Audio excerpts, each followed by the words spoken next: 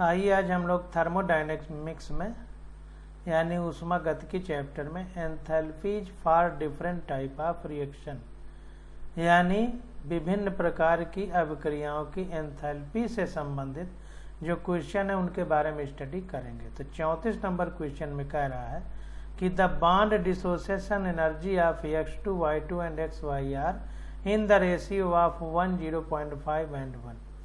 तो आबंध वियोजन ऊर्जा यानी आबंध को तोड़ने वाली एनर्जी X2, Y2 और XY की 1, 0.5 और 1 के अनुपात में है। कह रहा है अगर delta H for the formation of XY is -200 kilo joule, तो कह रहा है अगर XY के निर्माण की जो एंथैल्पी है या विरचन एंथैल्पी जिसको कहें वो -200 किलो जूल पर मोल है, तो कह रहा है the bond dissociation energy of X2 will be. तो X2 के लिए बॉन्ड डिसोसिएशन एनर्जी बताना है। तो देखिए ये जो लिखा गया है तो इसी हिसाब से इन दोनों से हमको ये रिएक्शन प्राप्त करना है, क्योंकि XY के फॉर्मेशन की बात हो रही है निर्माण की, तो निर्माण में X और Y दो की जरूरत पड़ेगी, तो X और Y इन्हीं दो का इस्तेमाल हम लोग करके XY बना लेंगे, तो ये हमारा आंसर निकल आएगा। तो इसको देखते हैं।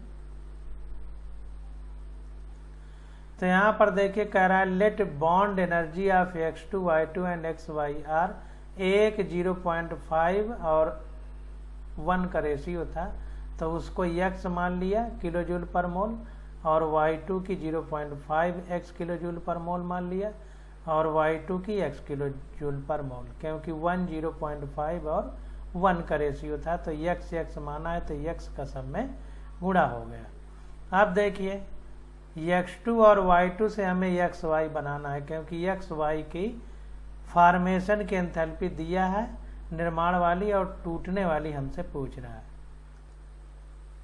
X2 के टूटने वाली पूछ रहा है, X2 के टूटने वाली, XY के टूटने वाली दिया है, जहां तक नहीं निर्माण वाली दिया है, XY के निर्माण वाली दिया है और टूटने वाली पूछ रहा है। तो देखिए इसी X2 I2 से हमको XY बनाना है, तो half X2 plus half Y2 से XY बन गया। अब डेल्टा H इसके लिए दिया है निर्माण के लिए एंथैल्पी ऑफ फॉर्मेशन, तो इन्हीं दो से XY का निर्माण हो रहा है, तो इसके लिए एंथैल्पी ऑफ फॉर्मेशन यानी निर्माण के लिए कितना एंथैल्पी की जरूरत है वो दे दिया है, डेल्टा H बराबर -200 किलो जूल पर मोल।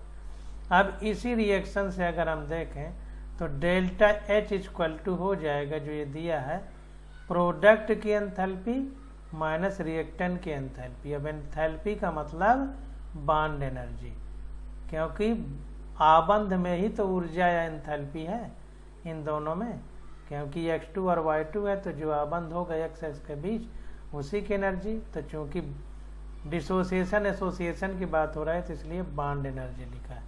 तो summation of bond energy of reactant, पहले रिएक्टेंट का फिर summation of bond energy of product. देखिए हर जगह प्रोडक्ट माइनस रिएक्टेंट होता था, लेकिन यहाँ पर जब बॉन्ड एनर्जी की बात होगी तो रिएक्टेंट माइनस प्रोडक्ट होगा, पहले रिएक्टेंट होगा फिर प्रोडक्ट होगा, इसको याद रखिए, इसको बॉक्स में बंद कर लीजिए। सब जगह प्रोडक्ट माइनस रिएक्टेंट होता है, यहाँ पर रिएक्टेंट माइनस प्रोडक्ट होगा बॉन्ड एनर्जी के केस में, इसको ध्यान देना है। तो यहाँ पर देखिए delta H equal to summation of bond energy reactant minus summation of bond energy product, मतलब योग, समेशन का मतलब योग। तो रिएक्टेंट में दो हैं हमारे पास, हाफ X2 है और हाफ Y2, तो ये डेल्टा H की वैल्यू हमको दे दिया है -200। अब ब्रैकेट में half into X plus half into 0.5X, क्योंकि X2 की X है और Y2 की 0.5X है। क्वेश्चन में हमको 1, 0.5 और 1 का रेशियो दिया था, तो यहाँ पर half X plus half 0.5X हो गई। रिएक्टेंट की माइनस प्रोडक्ट की, प्रोडक्ट क्या है XY है, तो XY का रेशियो कितना है X, तो माइनस ब्रैकेट में 1 इंटू X हो गया, 1 इंटू X, क्योंकि ये 1 मोल है। ये हाफ हाफ मोल है तो हाफ हाफ का गुणा हुआ, ये 1 मोल है तो 1 का गुणा हुआ। अब अगर इसको सॉल्व किया जाए तो सॉल्व करने पर हमारे पास x की वैल्यू आ जाएगी। ये सॉल्व करने पर x की वैल्यू आ जाएगी 800 किलो जूल पर मोल। इसको सॉल्व करेंगे तो सॉल्व करके देखिए इतना ही आएगा। तो ये जो इतना आया x की वैल्यू, इसका मतलब ये है कि x2 के लिए भी x है और y2 के लिए भी x है। तो x2 की बॉन्ड एनर्जी भी कही जा सकती है कि 800 किलो जूल होगी पर मोल, और xy की बॉन्ड एनर्जी भी x किलो कैलोरी है, किलो जूल है।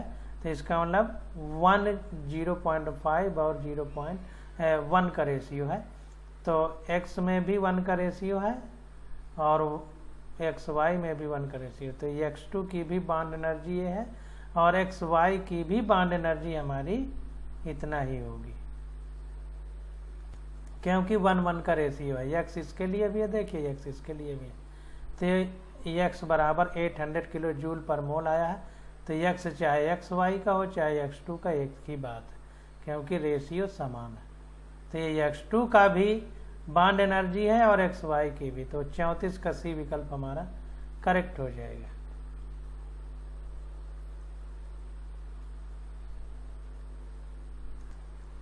अब 35 नंबर क्वेश्चन देखते हैं। कह रहा है the heat of combustion of carbon to CO2 is -293.5 kilo joule per mole.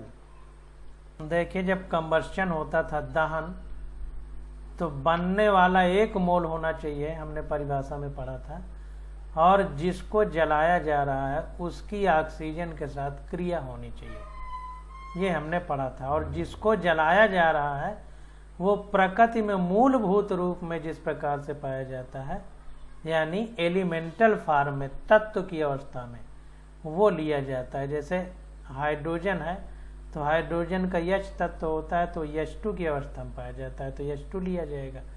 Oxygen O2 की अवस्था में पाया जाता है, नाइट्रोजन N2 की अवस्था में पाया जाता है, कार्बन ग्रेफाइट की अवस्था में पाया जाता है। जो प्रकृति में जिस अवस्था में तात्विक फॉर्म एलिमेंट्री स्टेट में होगा उसको लिया जाएगा, उससे 1 मोल बनाया जाएगा। इसीलिए लिखा है किलो जूल प्रति मोल। प्रति मोल का मतलब 1 मोल। अब देखिए, कंबस्शन की एंथैल्पी दे दिया है या हीट दे दिया है। कह रहा है the heat released upon formation of 35.2 gram of CO2 from carbon and oxygen gases. देखिए, सीधा सीधा आंसर है।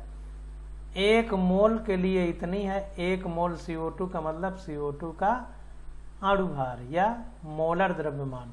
तो कितना होता है? C का 12, O का 16 और 2 है तो 32, 12 32 44। तो 44 ग्राम के लिए इतना है, तो 35.2 ग्राम के लिए कितना होगा? 44 के लिए इतना, तो 1 के लिए कितना, तो 35.2 के लिए कितना। चूंकि इसलिए का क्वेश्चन है, सीधा सीधा आंसर आ जाएगा। तो देखिए, 35 नंबर क्वेश्चन में कोई भी आंसर मैच नहीं कर रहा है। क्वेश्चन में हमको दिया गया है कार्बन की दहन एंथैल्पी, एंथैल्पी ऑफ कंबस्शन या heat of combustion, delta H -393.5 kilo joule प्रति मोल। अब प्रति मोल है तो इसका मतलब 1 मोल ही बनेगा। तो C कार्बन ग्रेफाइट के फॉर्म में ठोस अवस्था में ऑक्सीजन के साथ जलाया गया तो CO2 मिला। Amount of heat release for formation of, अब देखिए 1 मोल का मतलब 44 ग्राम हमने बताया। तो 44 ग्राम कार्बन डाइऑक्साइड बनाने में कितनी ऊष्मा रिलीज हुई? 393.5 ग्राम। इसलिए 1 में 393.5 बटे 44, इसलिए 35.2 में 393.5 बटे 44 गुणे 35.2। देखिए वही लिखा है 393.5 बटे 44 गुणे 35.2।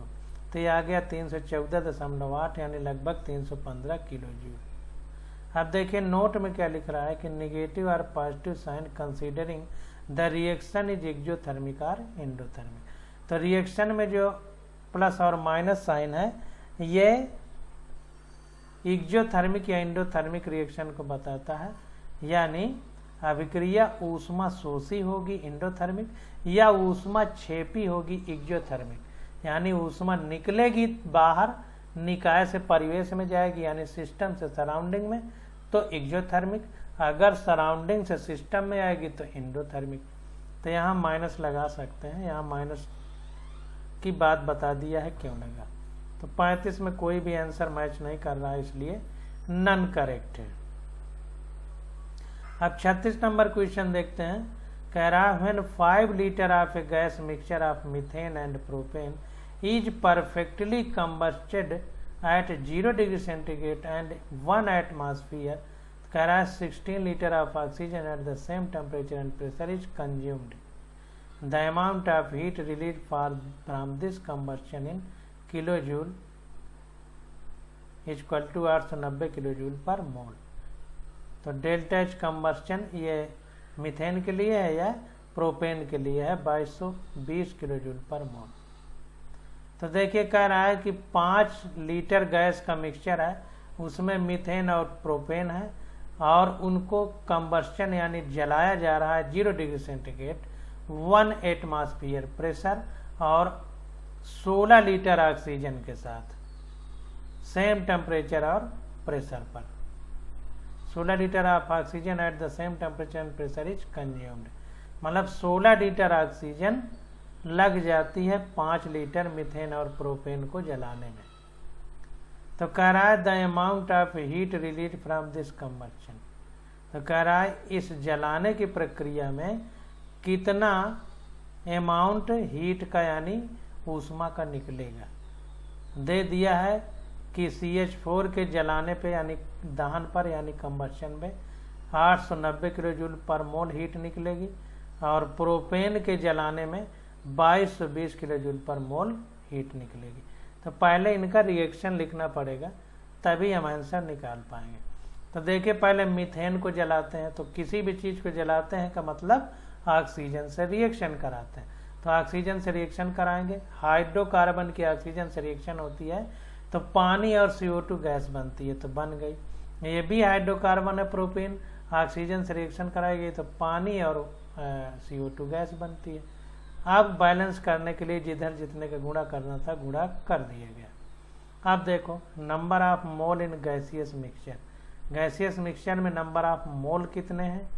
तो देखिए 5 लीटर हमें क्वेश्चन में कह रहा है, CH4 और प्रोपेन, मीथेन और प्रोपेन का कितना था 5 लीटर था। तो अगर कोई चीज लीटर में है और उसको मोल में बदलना है तो STP पर जितना प्रेशर होता है समान ताप और दाब पर, जो प्राकृतिक प्रेशर माना जाता है वो प्राकृतिक वॉल्यूम आयतन वो 22.4 लीटर होता है। तो जैसे हमें कोई ग्राम में चीज दी हो तो उसके मोलर मास से भाग दे देते थे तो मोल निकल आता था। इसी प्रकार अगर कोई चीज हमें आयतन में दी है तो उसके मोल बदलना है तो उसके मोलर आयतन, मोलर वॉल्यूम कितना होता है 22.4 से भाग दे देंगे। तो ये देखिए CH4 यानी मीथेन और प्रोपेन का मिक्सचर 5 लीटर था, उसमें 22.4 का भाग दे दिए तो 0.22 मोल आ गया। और जो ऑक्सीजन की जरूरत थी वो 16 लीटर थी, इसमें 22.4 का भाग दे दिया तो 0.71 मोल आ गए। अब देखिए हमसे क्वेश्चन में पूछ रहा है कि इस गैसियस मिक्सचर को जलाने के लिए कितने मोल ऑक्सीजन की जरूरत पड़ेगी या कितनी हीट निकलेगी, जो भी पूछ रहा है सब निकल आएगा। तो अब देखिए let x mole of CH4 is there in a gaseous mixture, अगर कह रहा है कि गैसियस मिक्सचर में x मोल मीथेन के हैं तो number of mole of propane कितने हो जाएंगे, CH मीथेन और प्रोपेन टोटल जो है टोटल 0.22 मोल है। अगर CH4 मोल के मोल x हैं तो प्रोपेन के कितने होंगे, इसमें ये टोटल है तो इसमें से x घटा दें तो प्रोपेन के मोल कितने होंगे 0.22 minus x। Then mole of O2 consumed, तब O2 के मोल कितने कंज्यूम होंगे यानी खर्च हो जाएंगे। तो देखिए मीथेन के लिए 2 मोल O2 खर्च हो रही है, तो मीथेन के लिए x माना गया था x मोल, तो मीथेन के मोल गुणे O2 के मोल 2 गुणे x प्लस अब प्रोपेन के लिए 0.22 माइनस x मोल है प्रोपेन के, और कितने मोल O2 खर्च हो रही है? 5 मोल O2 खर्च हो रही है। तो देखिए 0.22 माइनस x इंटू 5 कर दिया, तो ये बराबर हो गया हमारा पूरा 0.71 के, क्योंकि इतने ही मोल O2 के इतने ही मोल यूज हो रहे हैं, तो ये बराबर 0.71 हो गया। तो x निकल आया 0.13। तो total amount of heat liberated कितना होगी?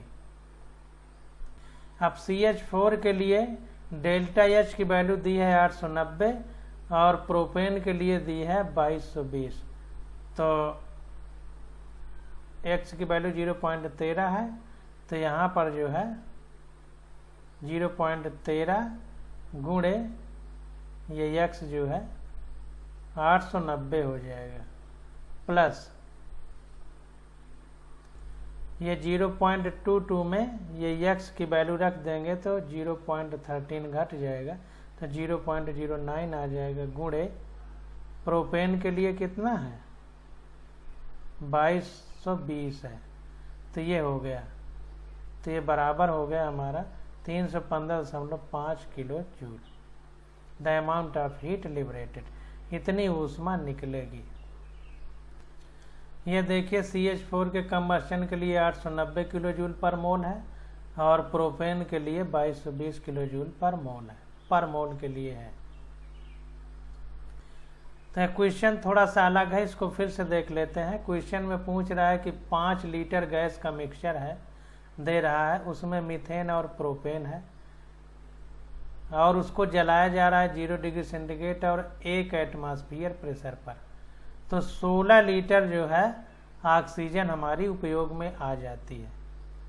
तो कह रहा है कि the amount of heat release from this combustion. तो इस प्रकार प्रोपेन और मीथेन को जलाने पर कितनी हीट रिलीज होगी, निकलेगी।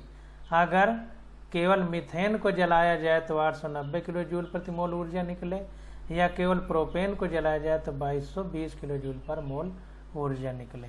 तो दोनों को मिला करके जलाने पर अगर वो 5 लीटर हो और 16 लीटर ऑक्सीजन की ज़रूरत पड़े तो पूरा कितनी हीट निकलेगी इनके जलाने पर, ये हमसे पूछ रहा है।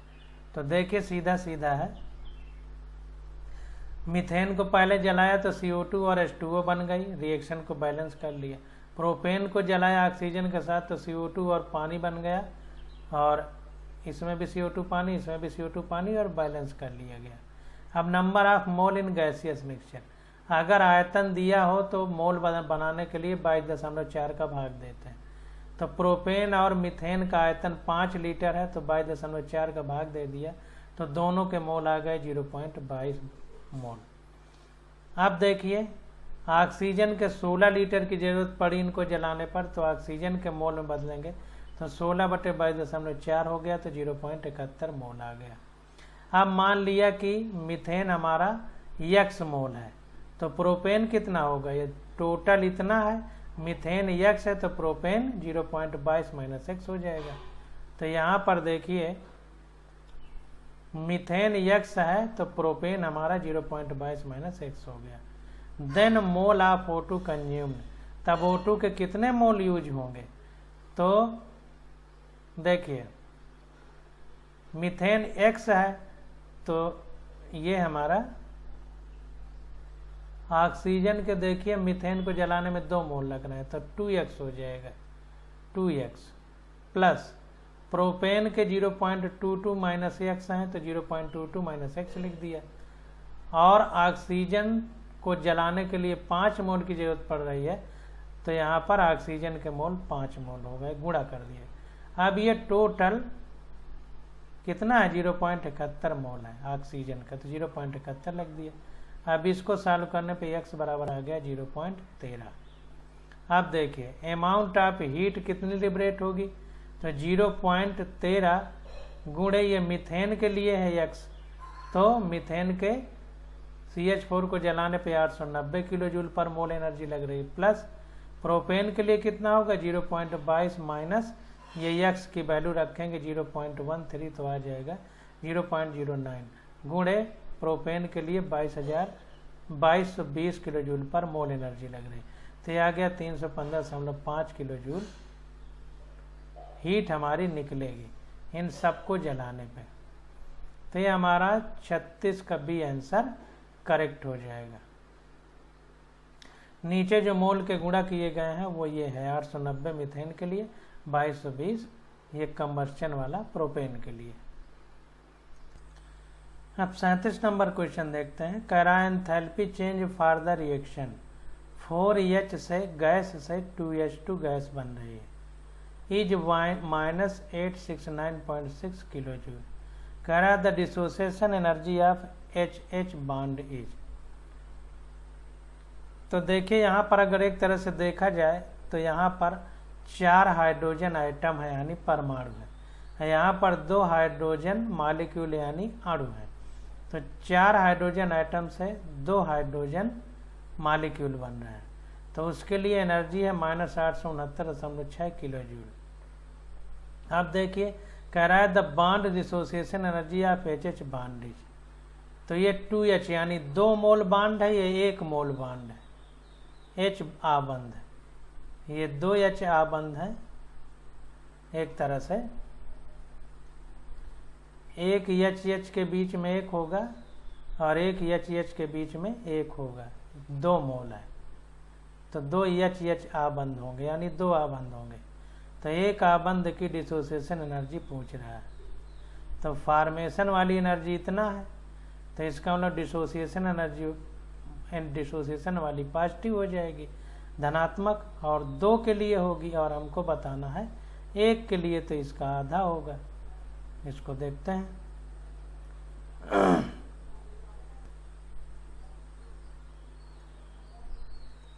तो यहाँ पर देखिए the dissociation energy of HH आबंध इज, जितना हमने बता रहा था 869.6 का आधा, तो वही हो जाएगी 434.8 किलो जूल।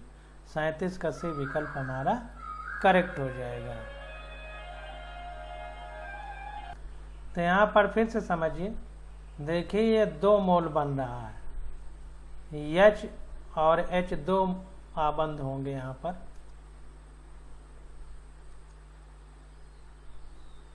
H और H, H और H, ये 2 आबंध यहाँ पर हो जाएंगे। तो उसके लिए है यानी 2 मोल के लिए और हमसे 1 आबंध के लिए कह रहा है, 1 आबंध के लिए। अब यहाँ पर सोचने वाली बात यह है कि 2 आबंध के लिए इतना है, निर्माण वाली ध्यान दीजिए, ये परमाणु से अणु बन रहा है, आइटम से मॉलिक्यूल बन रहा है। निर्माण वाली हमसे पूछ क्या रहा है, डिसोसिएशन यानी टूटने वाली। इसका मतलब निर्माण वाली माइनस में है तो टूटने वाली इसका उल्टा, निर्माण का उल्टा टूटना, तो उल्टा होगी, यानी ये माइनस में है तो वो प्लस में होगी। और ये 2 मोल के लिए है, हमको 1 के लिए पूछ रहा है, तो इसका आधा होगा। इस प्रकार से हम लोग निकालेंगे। अब 38 नंबर क्वेश्चन देखते हैं। तो 38 नंबर क्वेश्चन में कह रहा है from the following bond energy, HH आबंध के लिए बॉन्ड एनर्जी, आबंध ऊर्जा कितनी है 431.37 किलो जूल पर मोल। C डबल बॉन्ड C के लिए 606.10 किलो जूल पर मोल। C सिंगल बॉन्ड C के लिए 336.49 किलो जूल पर मोल। C सिंगल बॉन्ड H के लिए 410.50 किलो जूल पर मोल। तो एंथैल्पी फॉर द रिएक्शन, तो इस रिएक्शन के लिए कितना होगी एंथैल्पी हमको बताना। तो सारे आबंध के लिए हमको दे दिया है यहाँ पर। तो एंथैल्पी ऑफ रिएक्शन, इस रिएक्शन की बताना है। तो इसको देखते हैं।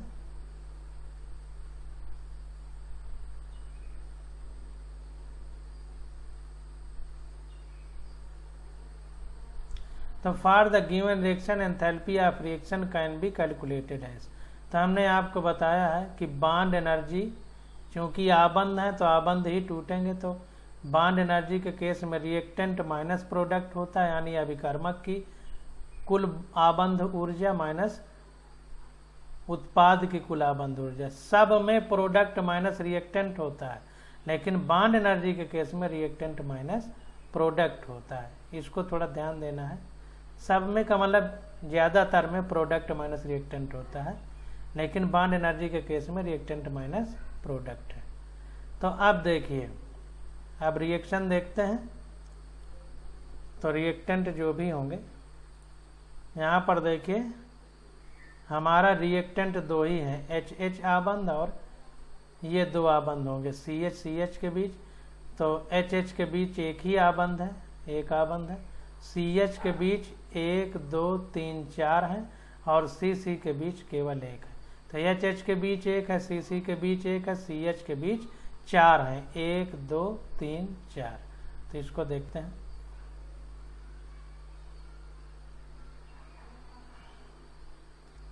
तो यहाँ पर देखिए रिएक्टेंट में CC के बीच एक आबंध है, तो बॉन्ड एनर्जी यानी आबंध ऊर्जा C डबल बॉन्ड C की, प्लस HH के बीच एक ही है, तो bond energy of HH, plus CH 4 थे तो 4 गुणे बॉन्ड एनर्जी ऑफ CH हो गई, माइनस अब प्रोडक्ट में आ जाएंगे। प्रोडक्ट, तो प्रोडक्ट देखते हैं। प्रोडक्ट में देखिए CC आबंध एक है और CH आबंध 1 2 3 4 5 6 है, तो CC के बीच एक होगा और CH के बीच 6 होगा। तो देखिए प्रोडक्ट में CC के बीच एक है, तो bond energy of CC plus CH के बीच 6 थे, तो 6 गुणे बॉन्ड एनर्जी ऑफ CH। तो ये हमारे पास आ गया bond energy of C double bond C, question में दिया है 606.10 plus bond energy of HH 431.37 plus 4 गुणे बॉन्ड एनर्जी ऑफ CH 4 गुणे 410.50 माइनस अब प्रोडक्ट में bond energy of CC 336.49 plus 6 गुणे बॉन्ड एनर्जी ऑफ CH 410.50 जो यहाँ थी CH के लिए वो यही है। तो ये आ गया सॉल्व करने पे -120.02 किलो जूल पर मोल, क्योंकि एक मोल के लिए। तो इस प्रकार से हम लोग आबंध ऊर्जा कैलकुलेट करेंगे या बॉन्ड एनर्जी कैलकुलेट करेंगे।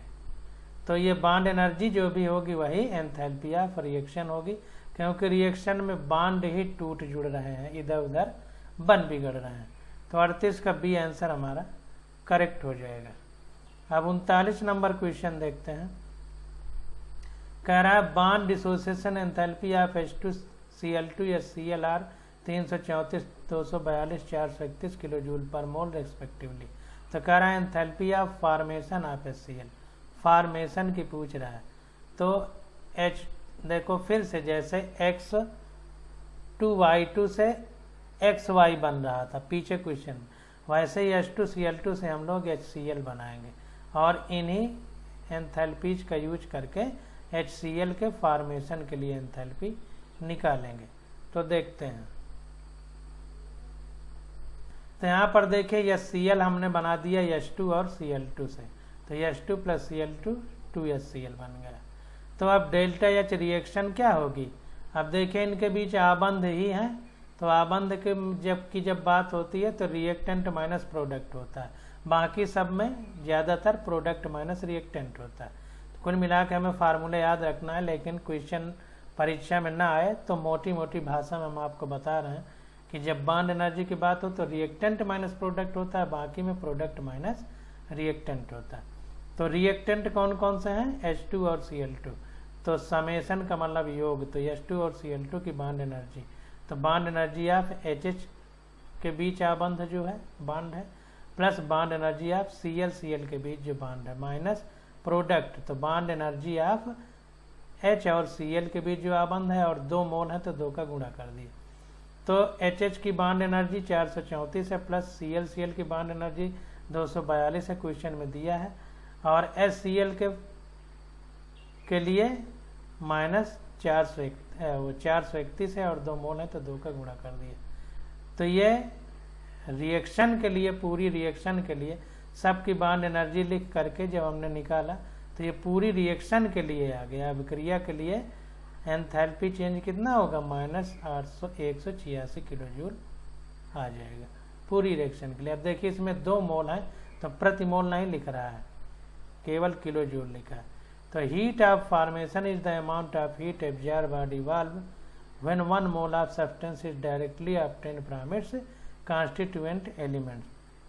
अब देखिए क्या कह रहा है कि एंथैल्पी या विरचन की ऊष्मा या एंथैल्पी ऑफ फॉर्मेशन निर्माण की ऊष्मा का मतलब क्या है कि अमाउंट ऑफ हीट एब्जॉर्ब्ड और इवॉल्व, वो ऊष्मा जो निकले या देना पड़े when 1 mole of substance is directly obtained from its constituent element, जब 1 मोल पदार्थ को डायरेक्ट प्राप्त किया जाए उसके तात्विक अवस्था में मूल रूप से पाए जाने वाले तत्वों से जो प्रकृति में पाए जाते हैं। तो अब देखिए यहाँ पर 2 मोल के लिए आया है, तो 2 मोल के आया है तो 1 मोल, तो hence enthalpy of formation of HCl कितना हो जाएगा, ये 2 मोल के लिए था, 2 का गुणा किया गया था तो 1 मोल के लिए इसका आधा हो जाएगा, तो -186/2 तो बराबर आ जाएगा -393 किलो जूल पर मोल। तो ध्यान दीजिए कहीं गलती ना हो जाए कि इसी को हम एंथैल्पी ऑफ फॉर्मेशन मान लें। ये एंथैल्पी ऑफ रिएक्शन है, रिएक्शन में चाहे जितना मोल हो वो रिएक्शन की एंथैल्पी होगी, लेकिन अगर enthalpy of formation of HCl की बात करें तो यहाँ पर HCl के 2 मोल बन रहे हैं, जबकि फॉर्मेशन में हमें 1 मोल लेना रहता है, तो 1 मोल के लिए निकालेंगे तो इसका आधा कर देंगे, तो enthalpy of reaction -186 kilo joule होगी, जबकि एंथैल्पी ऑफ फॉर्मेशन इसका आधा होगी। तो इन बातों को ध्यान रखने की जरूरत है। आप क्वेश्चन नंबर 40 देखते हैं।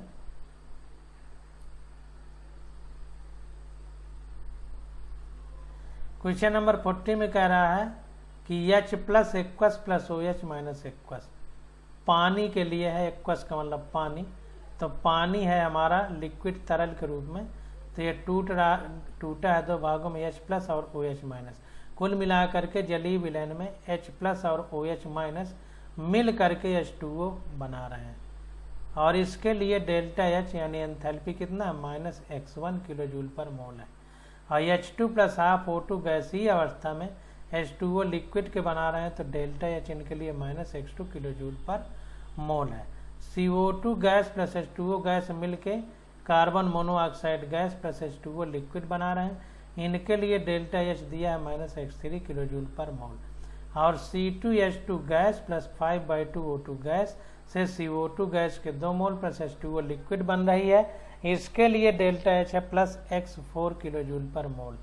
तो अब हमसे ये सब रिएक्शन दे करके पूछ रहा है कि enthalpy of formation of H2O liquid कितना होगा, enthalpy of formation of H2O liquid कितना होगा, enthalpy of formation of H2O liquid. अब देखिए अगर हमें एंथैल्पी ऑफ फॉर्मेशन की परिभाषा याद है तो सब कुछ निकल आएगा। अभी इसके ऊपर ही क्वेश्चन आया कि फॉर्मेशन का मतलब 1 मोल बनाना है, और प्रकृति में जो तात्विक अवस्था में पाए जाते हैं, प्रकृति में जिस रूप में, उसी रूप में उनका इस्तेमाल करना है। तो दूसरी रिएक्शन में देखिए H2O का 1 मोल बन रहा है, 1 मोल ही बनाना है फॉर्मेशन में, निर्माण में, और किससे बनाना है, H2O में H2 और O है, तो प्रकृति में जिस रूप में हाइड्रोजन और ऑक्सीजन पाए जाते हैं तात्विक फॉर्म में वही लेना है। तो H2 हमारी H2 के रूप में पाई जाती है और ऑक्सीजन हमारी O2 के रूप में पाई जाती है, और दोनों गैसीय अवस्था में पाई जाती हैं, तो उसी रूप में देख के लिया जा रहा है।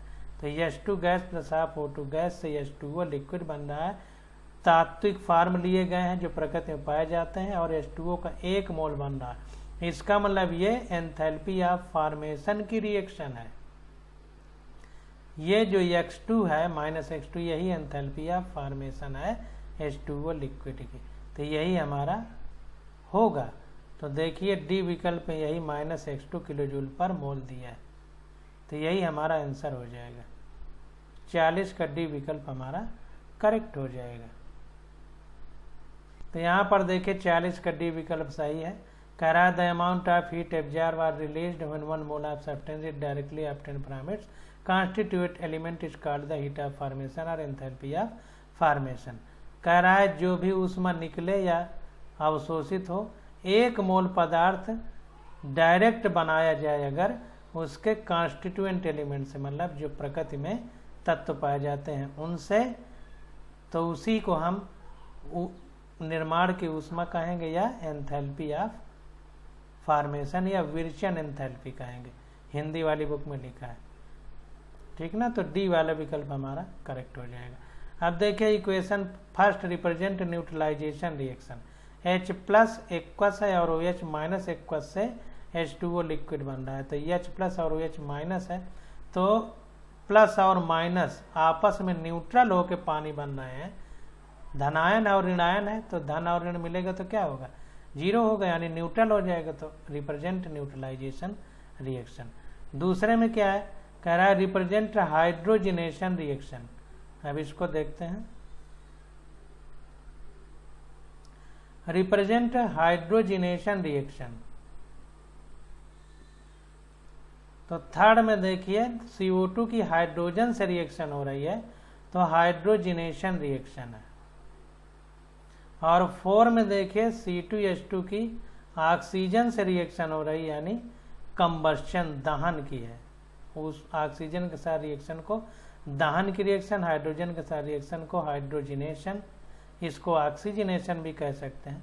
और जहाँ पर धन और ऋण आपस में न्यूट्रल हो जाएं रिएक्शन में, तो न्यूट्रलाइजेशन रिएक्शन। तो ये सब हो गया हमारा। अब क्वेश्चन नंबर 41 आ जाता है। तो क्वेश्चन नंबर 41 की स्टडी हम लोग अगले लेक्चर में करेंगे। आज बस यहीं तक।